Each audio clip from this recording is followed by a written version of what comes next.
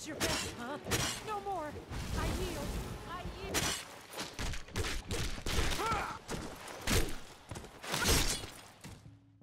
Hey guys, Sinitar here, and I'm continuing to share my personal ultimate mod list for Skyrim with you, as per your numerous requests. It currently consists of more than 1,300 of mods carefully picked and blending seamlessly together.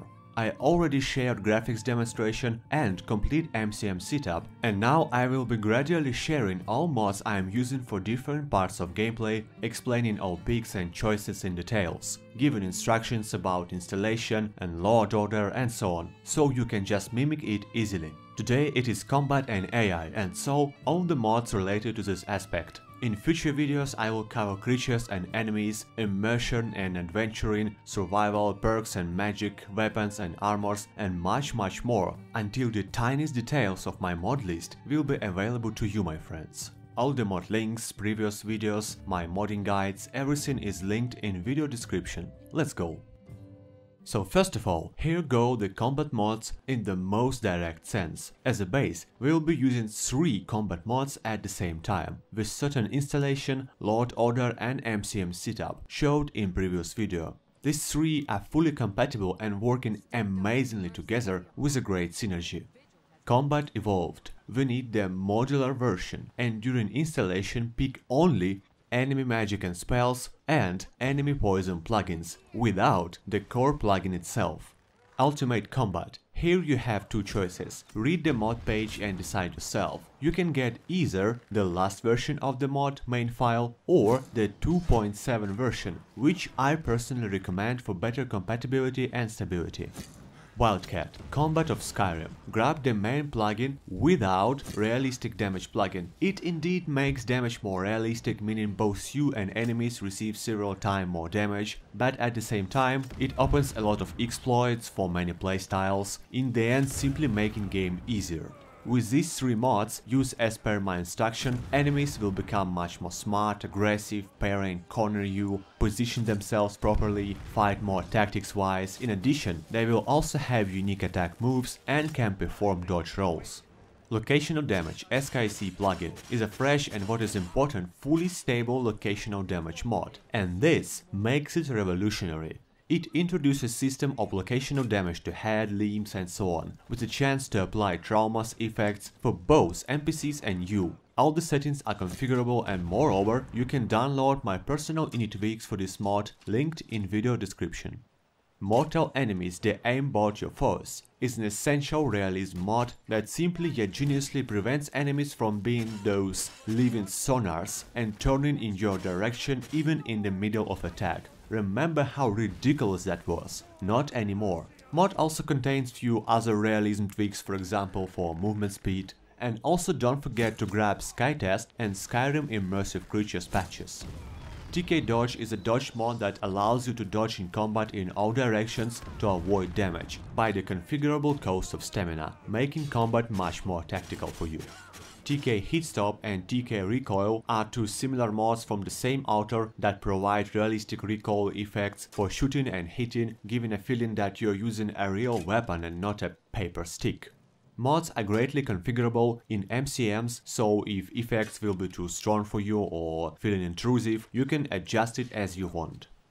Additional Techniques is simply an amazing mod that brings completely new tactical mechanics to combat for those who are using spells or ranged weapons. While pressing a hotkey, you can stack projectiles fired without firing them and then release them on your target simultaneously. Mod doesn't give you any bonus damage or bonus on-hit effects, only gives you a chance to greatly improve the tactical aspect of the fights, bringing them to a completely new level. Well, look yourself.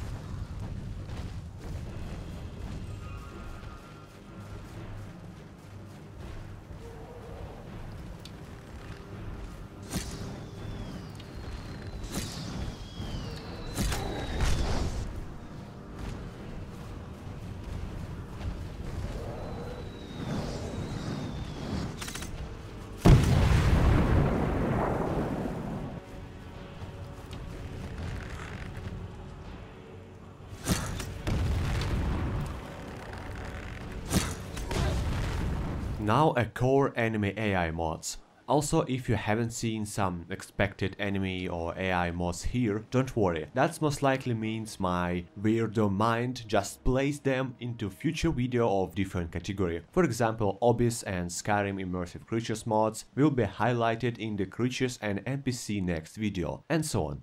Skytest, realistic animals and predators, is a must-have mod that brings all animals in the game, both predators and non-aggressive creatures, to a completely new levels, giving them realistic AI packages, feeding and even hibernating cycles, packs behavior, adding cubs and so on. You can now really scare a wolf with a fire spell or torch, but be prepared, mammoth attacks now have a real impact power.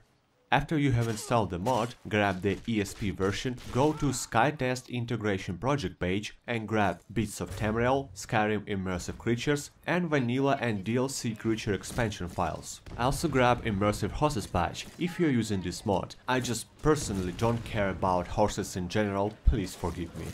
Revenge of the Enemies is the most prominent, challenging and effective enemy mod existed.